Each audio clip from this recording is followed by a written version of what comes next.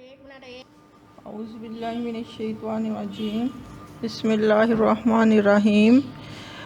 अस्सलामुअलैकुम। आज जो टॉपिक हमने पढ़ना वो है एक्सक्रीटरी सिस्टम्स ऑफ वर्टिब्रेट्स। तो वर्टिब्रेट्स में सबसे पहले जो है वो कॉर्डेट हेमिकॉर्डेट्स आते हैं। तो हेमिकॉर्डेट्स जो हैं उसमें उनको हम इनवर्टिब्रेट कॉर्डेट भी कहते हैं।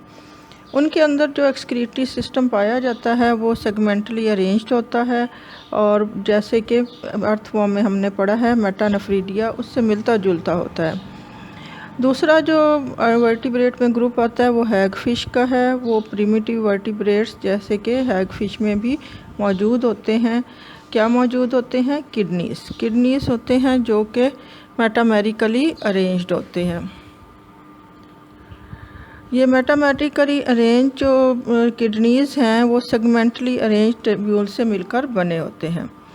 उसके बाद एवोल्यूशनरी सिस्टम में मुख्तलिफ़ डेवलपमेंट्स के दौरान वर्टिब्रेट्स में जो किडनीज़ थे उन्होंने अपने अंदर चेंजेस की और उनके अंदर बहुत सारी ट्यूब्यूल्स पैदा हो गई। ये ट्यूब्यूल्स जो हैं वो सेगमेंटली अरेंज होने की बजाय नेटवर्क ऑफ कैपिलरीज़ के साथ अटैच हो गई, जैसे कि ह्यूमंस में होता है। और इसमें इन वर्टिब्रेट्स में जो बेसिक यूनिट है किडनीज़ की वो नेफ्रॉन कहलाता है और उसको हम वर्टिब्रेट नेफ्रॉन कहते हैं। नेक्स्ट हम देखते हैं excretion in human. Metabolic waste of humans, जो नाइट्रोजिनस वेस्ट मटेरियल है मेटाबॉलिज्म के, वो कहलाते हैं मेटाबॉलिक वेस्ट। ये वेस्ट की जो बनना है ये डिपेंड करता है कि ये कौन कौन से पाथवे से मिलकर गुजरकर बनते हैं और कौन कौन से केमिकल्स हैं ऑर्गेनिज़म के अंदर जो इनके बनाने में अहम रोल प्ले करते हैं। ये जो प्रेजेंस है वेस्ट की बॉडी के अंदर ये बहुत ज़्यादा डेंजरस होती है, क्योंकि इससे बॉडी के जो सल्यूट पोटेंशियल है और बॉडी के जो फंक्शंस हैं उन पर नेगेटिव असर पड़ता है।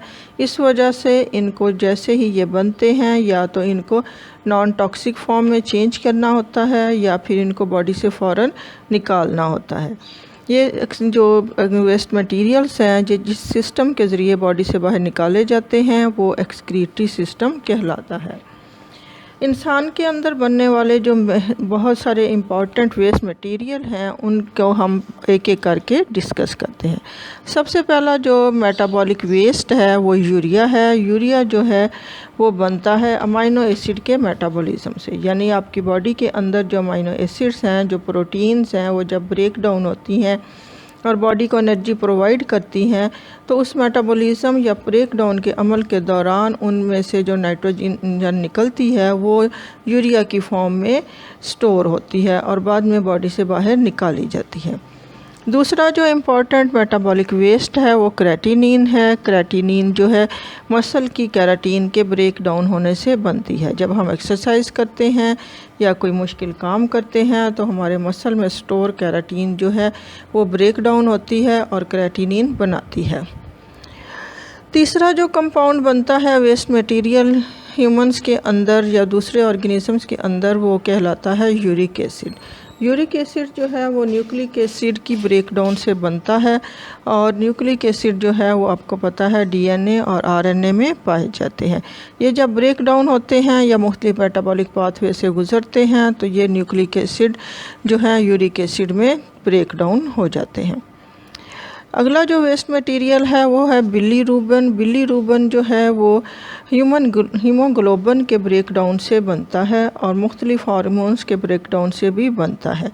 हीमोग्लोबिन जो है आपको पता है ऑक्सीजन कैरिंग पिगमेंट है ब्लड के अंदर। ये ब्लड सेल्स के अंदर पाया जाता है। रेड ब्लड सेल्स की उम्र जब ख़त्म हो जाती है तो वो लीवर में जाकर ब्रेक डाउन हो जाते हैं। ब्रेक डाउन के बाद जो है वो उनके जो मटेरियल है वो बिलीरुबिन में चेंज होकर बॉडी से बाहर निकाल दिए जाते हैं। इसी तरह बहुत सारे हार्मोन्स जो हैं वो बॉडी के अंदर बहुत सारे काम करते हैं और काम करने के बाद ब्रेक डाउन हो जाते हैं, तो उनके जो वेस्ट मटेरियल हैं वो भी बिलीरुबिन की फॉर्म में चेंज होकर बॉडी से बाहर निकाले जाते हैं। उसके बाद कुछ और वेस्ट मटेरियल्स हैं जैसे पेस्टिसाइड्स हैं, ड्रग्स हैं और फूड एडिटिव्स हैं। ये पेस्टिसाइड्स जो हैं हमारी ख़ुराक के ऊपर स्प्रे की जाती हैं और जब हम वो ख़ुराक खाते हैं तो ये उनके कुछ ना कुछ असरात या कुछ ना कुछ 0% जो है वो हमारी बॉडी के अंदर चले जाते हैं। ये भी बॉडी के लिए नुकसानदेह होते हैं, इनको बॉडी से निकालना बहुत ज़रूरी होता है। उसके बाद कुछ मेडिसन हम खाते हैं, मेडिसन के साथ साथ उनके फ़ायदेमंद फैक्टर के साथ साथ कुछ एक्स्ट्रा फैक्टर्स भी डाले होते हैं जो कि बॉडी के लिए नुकसानदेह होते हैं, उनको भी बॉडी से बाहर निकालना ज़रूरी होता है। उसके बाद फूड एडिटिव्स हैं। फूड एडिटिव्स वो मटेरियल होते हैं जो फूड को महफूज करने के लिए डाले जाते हैं, लेकिन वो बॉडी के अंदर कोई रोल प्ले नहीं करते और उसी तरह बॉडी से बाहर निकाल दिए जाते हैं। उसके बाद टॉक्सन्स हैं जो कि बॉडी के अंदर भी पैदा होते हैं मुख्तलिफ मेटाबॉलिज़म्स के ज़रिए, और कुछ जो हैं वो मुख्तलिफ खुराक के साथ भी बॉडी के अंदर दाखिल होते हैं।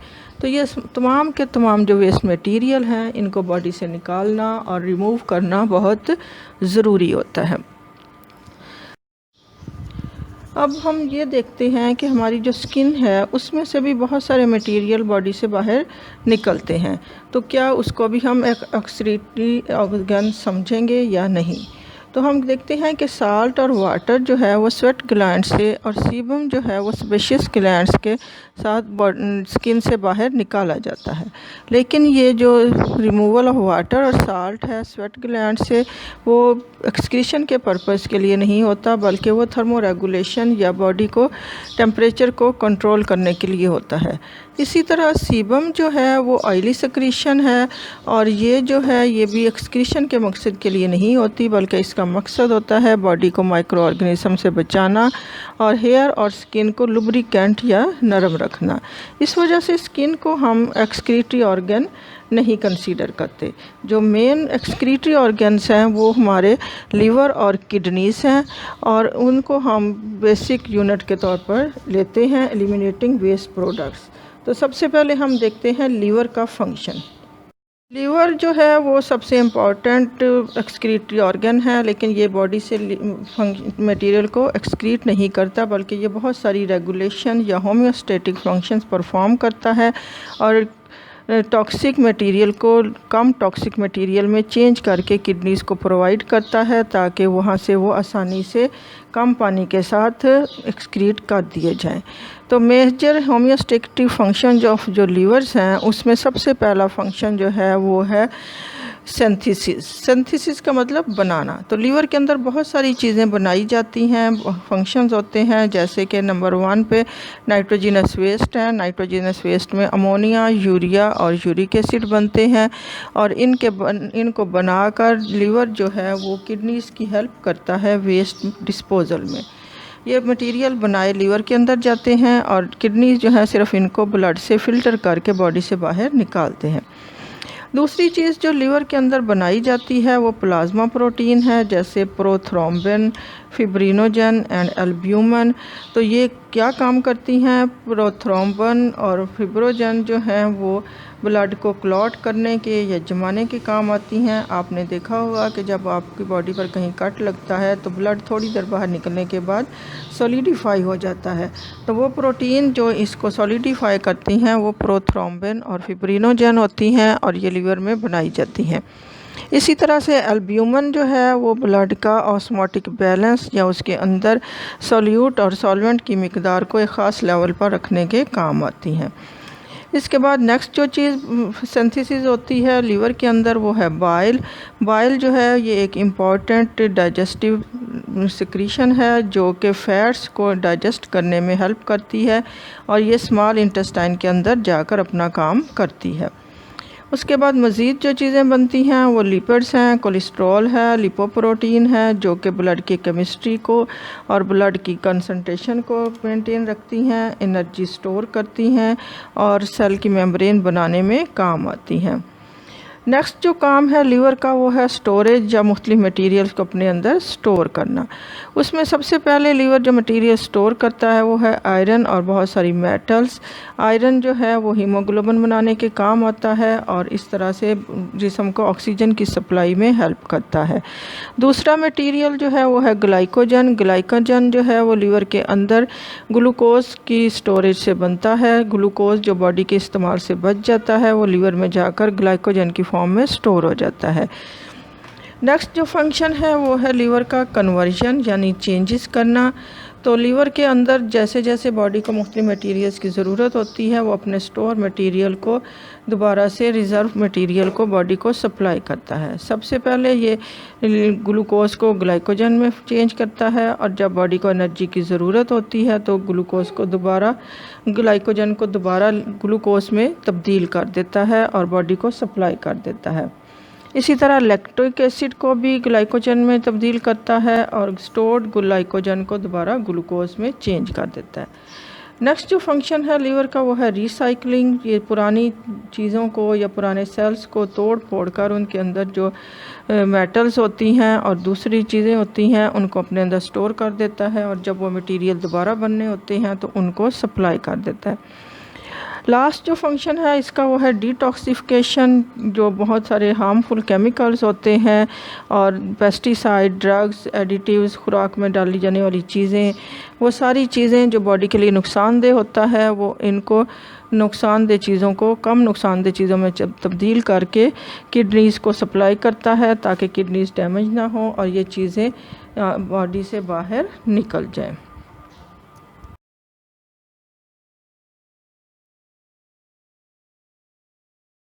औज़ुबिल्लाहिमिनश्शैतानिर्रजीम बिस्मिल्लाहिर्रहमानिर्रहीम। अस्सलामुअलैकुम। अब हम जो टॉपिक पढ़ेंगे वो है यूरिनरी सिस्टम ऑफ मैन। इंसान का जो यूरिनरी सिस्टम है वो मुख्तलिफ़ चीज़ों से मिलकर बना हुआ है और ये इंसान की एक्सक्रीशन के काम आता है। इसमें जो है वो क्या है, number 1 kidneys and number 2 associated structures. तो सबसे पहले हम देखते हैं location of kidneys. A pair of kidneys are located against the dorsal abdominal wall. Right kidney is left little lower than the left kidney. Kidneys का जो वज़न होता है वो पूरी बॉडी के वेट से 1% तक होता है, लेकिन ये ब्लड सप्लाई का 20% जो है वो हर कार्डियक बीट के साथ रिसीव करते हैं। फिर दूसरी जो है वो हम देखते हैं कि किडनीज़ को प्रोटेक्ट कैसे किया जाता है। बोथ द किडनीज़ जो हैं वो प्रोटेक्टेड होते हैं थिन मेम्ब्रेन के साथ, जिसे हम कहते हैं रीनल कैप्सूल, और उनके ऊपर थोड़ी सी फैट भी होती है जो उनको प्रोटेक्ट करने का काम करती है। इसकी वजह से किडनीज़ जो हैं वो एब्रेसिव एक्शन से महफूज रहते हैं। उसके बाद नेक्स्ट है स्ट्रक्चर ऑफ किडनी। जब हम किडनी को काट कर देखते हैं तो उसके अंदर हमें 2 हिस्से नज़र आते हैं। एक उसका कॉर्टेक्स जो कि आउटर डार्कर रीजन है और दूसरा उसका मेड्यूला जो कि दरमियान वाला थिक इनर पेल कलर का पोर्शन होता है। इसकी वजह से किडनीज जो हैं वो बिल्कुल क्लियर 2 हिस्सों में हमें नज़र आते हैं। उसके बाद है यूनिट ऑफ किडनी जो कि नेफ्रॉन कहलाता है। हर किडनी जो है वो बहुत सारे मिलियन ऑफ फंक्शनल यूनिट से मिलकर बना होता है जिसे हम नेफ्रॉन कहते हैं। यानी नेफ्रॉन जो है वो किडनी का फंक्शनल और स्ट्रक्चरल यूनिट है। नेफ्रॉन के अंदर जो है वो ब्लड की सप्लाई होती है जिसे रीनल आर्टरीज़ कहते हैं। उनके ज़रिए ब्लड नेफ्रॉन के अंदर दाखिल होता है और उसके बाद रीनल वेन के ज़रिए जो है वो ब्लड किडनी से बाहर चला जाता है। उसके बाद किडनी का जो अगला हिस्सा है वो पेल्विस कहलाता है। पेल्विस जो है वो सेंट्रल कैविटी है किडनी की और उसमें से ट्यूब्स के अंदर से जब यूरिन इकट्ठा हो जाता है तो फिर वो पेल्विस में से गुजरकर किडनी से बाहर चला जाता है। हाइलस जो है ये भी एक डिप्रेशन है या कैविटी है जिसमें से ब्लड वेसल और यूरिटर किडनी के अंदर और बाहर जाते हैं। यूरिटर जो है वो बारीक ट्यूब की तरह का डक्ट लाइक स्ट्रक्चर है जिसके ज़रिए यूरिन जो है वो किडनी से बाहर निकलता है और यूरिनरी ब्लैडर में चला जाता है। यूरिनरी ब्लैडर जो है वो एक बैग लाइक स्ट्रक्चर है जो कि जिसमें दोनों किडनी के यूरिटर्स जो हैं वो यूरिन लेकर आते हैं और वहाँ पर यूरिन कुछ देर के लिए इकट्ठा भी किया जाता है। उसके बाद जो है वो यूरिनरी ब्लैडर से जो यूरिन है वो यूरिथ्रा के ज़रिए बॉडी से बाहर निकाल दिया जाता है। फिर स्फिंक्टर मसल्स हैं जो कि यूरिथ्रा और ब्लैडर के दरमियान होते हैं और वो जो है यूरिन के ब्लड से निकलने और उसमें रहने को कंट्रोल करते हैं। अगला जो स्ट्रक्चर है वो है नेफ्रॉन। नेफ्रॉन है जो है वो स्ट्रक्चरल और फंक्शनल यूनिट है ह्यूमन किडनी की और इसकी दो टाइप्स हैं। एक कॉर्टिकल नेफ्रॉन जो कि कॉर्टेक्स के साथ होते हैं, उन्हें कॉर्टिकल नेफ्रॉन कहलाते हैं और ये तकरीबन 85% ऑफ नेफ्रॉन होते हैं, यानी टोटल नेफ्रॉन में से 85% नेफ्रॉन जो है वो कॉर्टिकल नेफ्रॉन होते हैं। दूसरे नेफ्रॉन जो हैं वो जस्टा मेडुलरी नेफ्रॉन कहलाते हैं। ये जो हैं ये कॉर्टेक्स और मेडुला के दरमियान दोनों में पाए जाते हैं और इनका जो कैप्सूल वाला हिस्सा है वो कॉर्टेक्स में होता है और ट्यूबुलर सिस्टम जो है वो मेडुला में पाया जाता है। ये तकरीबन 15% होते हैं और ये जो हैं ये स्पेशली हेल्पफुल होते हैं production of concentrated urine. Structure जो है वो नेफ्रॉन का, उसमें दो चीज़ें इम्पॉर्टेंट होती हैं। पहला जो है वो बोमेंस कैप्सूल। हर नेफ्रॉन के अंदर एक कप लाइक स्ट्रक्चर होता है जो बोमेन कैप्सूल कहलाता है। बोमेन कैप्सूल जो है उसके बाहर जो है वो ब्लड कैपिलरीज का जाल होता है जिसे ग्लोमेरुलस कहते हैं और ग्लोमेरुलस जो है उसके में से जो है ब्लड जो है उससे बोमेन कैप्सूल फिल्ट्रेशन का काम करता है और उस ब्लड में से तमाम वेस्ट मटेरियल अपने अंदर इकट्ठे कर लेते हैं। ये जो ब्लड है ये किडनी या बोमेन कैप्सूल के अंदर एफरेंट रीनल आर्ट्रियोल से दाखिल होता है और कैप्सूल से बाहर जो निकलता है वो ट्यूब कहलाती है efferent renal arteriole. The blood vessel जो हैं वो बार बार डिवाइड होती हैं, नेटवर्क ऑफ कैपिलरीज बनाती हैं जो कि पेरिट्यूबुलर कैपिलरीज कहलाती हैं। ये पेरिट्यूबुलर कैपिलरीज जो हैं वो प्रॉक्सिमल और डिस्टल ट्यूब्यूल ऑफ नेफ्रॉन के ऊपर फैली हुई होती हैं और वहाँ से यूरिन में से फ़ायदेमंद चीज़ें बाहर निकालने का काम करती हैं। तो कैपिलरीज के दो नेटवर्क होते हैं, एक ग्लोमेरुलस जो बोमेन कैप्सूल के अंदर होते हैं जहाँ से जो यूरिन और तमाम पानी जो है वो फ़िल्टर करके बोमेन कैप्सूल के अंदर आ जाता है और पेरिट्यूबुलर कैपिलरीज जो हैं वो उसकी पेरिट्यूबुलर कैपिलरीज जो हैं वो डिवाइडिंग कैपिलरीज होती हैं जो कि प्रॉक्सिमल और डिस्टल ट्यूब्यूल ऑफ नेफ्रॉन पे होती हैं और वो फ़ायदेमंद चीज़ें दोबारा अपने। अगला जो पोर्शन है वो वैसा रेक्टा कहलाता है। ये नेफ्रॉन की एक लंबी ट्यूब होती है जो कि एडिशनल कैपिलरीज जो हैं वो एक्सटेंड डाउन होती हैं लूप ऑफ वेसल्स के साथ, जिन्हें वैसा रेक्टा कहते हैं। वैसा रेक्टा एक यू ट्यूब है इसकी नेफ्रॉन की और उसके बाहर भी एडिशनल कैपिलरीज होती हैं ब्लड की जो इसमें से फ़ायदेमंद चीज़ें रीअब्जॉर्ब करती हैं और वाटर को भी रीअब्जॉर्ब करती हैं और कंसनट्रेटेड यूरिन पैदा करती हैं जिसकी वजह से 99.5% वाटर कंजर्व हो जाता है और वेस्ट नहीं होता। उसके बाद नेक्स्ट जो पोर्शन है वो कन्वोल्यूटेड ट्यूब्यूल्स और लूप ऑफ हेनले पर मुश्तमिल होता है जिसमें बहुत सारी उसी तरह से ब्लड कैपिलरीज का जाल होता है और यहाँ से फिर कन्वोल्यूटेड ट्यूब्यूल्स और लूप ऑफ हेनले के बाद जो है ब्लड यूरिन जो है वो जाकर कलेक्टिंग ट्यूब्यूल्स में इकट्ठा हो जाता है। कलेक्टिंग ट्यूब्यूल्स जो हैं वो पेल्विस में खुलती हैं और वहाँ से जो है वो सारा का सारा ब्लड आगे जाकर बॉडी से बाहर पहले ब्लैडर में यूरिटर के ज़रिए यूरिनरी ब्लैडर में और फिर वहाँ से बॉडी से बाहर सिक्रीट कर देता है। उसके बाद है functioning of nephron. Function of kidney is to clear the waste from blood. This function is clear from the fact that weight of kidneys are less than 1% while it receive the 20% of blood supply। इस वजह से kidney का function जो है वो बहुत ज़्यादा important है। अब इस फंक्शन में किडनी के अंदर जो यूरिन बनाने का प्रोसेस है वो 3 हिस्सों पर मुश्तमिल है। पहले हिस्से में जो है वो अल्ट्रा फिल्ट्रेशन होती है, जिसे हम प्रेशर फिल्ट्रेशन भी कहते हैं।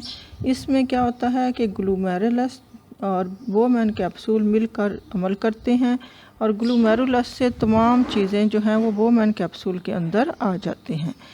ग्लूमेरुलस की जो वाल्स हैं वो पोरस होती हैं और ब्लड प्रेशर जो है वो यहाँ पर इतना होता है कि तमाम की तमाम चीज़ें जो हैं वो बोमैन कैप्सूल में शिफ्ट हो जाती हैं। ये मटेरियल जो बोमैन कैप्सूल में आता है ये ग्लूमेरुलर फिल्ट्रेट कहलाता है। इसमें बहुत सारे यूज़फुल सब्सटेंसेस भी होते हैं, जैसे कि ग्लूकोज, अमाइनो एसिड, साल्ट्स वगैरह। दूसरे नंबर पर क्या होता है कि फ़िल्ट्रेट में से जो है वो रीअब्जॉर्प्शन होती है फ़ायदेमंद चीज़ों की, जिसमें जो है वो प्रॉक्सिमल ट्यूब्यूल्स और loop of Henle important role play करते हैं। All the important components of glomerular filtrate are reabsorbed in proximal tubules and then filtrate leaves proximal tubules and U-shaped tubules। इसमें से जब ये गुज़रता है तो बाकी उसमें सिर्फ नाइट्रोजनस वेस्ट रह जाते हैं। उसके बाद है रीअब्जॉर्प्शन, जिसमें रोल ऑफ है ट्यूबुलर एपिथेलियम जो है वो भी बहुत सारे केमिकल सेक्रीट ट्यूबुलर एपिथेलियम जो है वो बहुत सारे केमिकल सेक्रीट करती है ल्यूमन में, जिसमें मोस्टली जो है वो हाइड्रोजन आयन होते हैं, जिसकी वजह से फिल्ट्रेट जो वहाँ से गुजर रहा होता है उसकी पीएच को बैलेंस किया जाता है।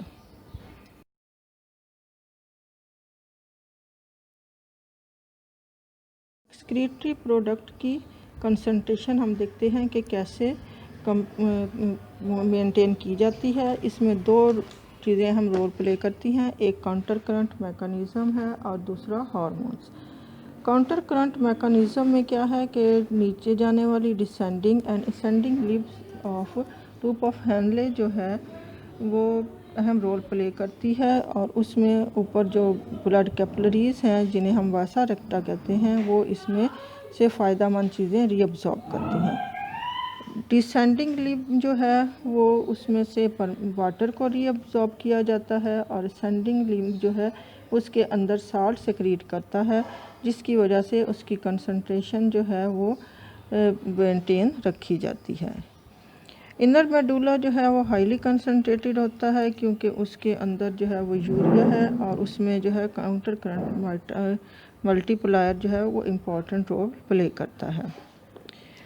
ये जो काउंटर करंट मैकेनिज़्म है इसमें मेनली क्या होता है कि जब यूरिन जो है वो नीचे जा रहा होता है तो वहाँ से वाटर जो है वो रीअब्जॉर्ब कर लिया जाता है और जब यूरिन वापस ऊपर आ रहा होता है तो उसकी पीएच को सोडियम आयन की मदद से कंट्रोल किया जाता है और उसको वाटर को दोबारा वापस बैक फ्लो होने से रोका जाता है। इसकी तरह से जो है वो मैमल्स और दूसरे जो हैं टेरेस्ट्रियल एनिमल वो हाईली कंसनट्रेटेड या हाइपरटोनिक यूरिन सेक्रीट करते हैं, जिसकी वजह से वहाँ पर पानी की कमी नहीं होती।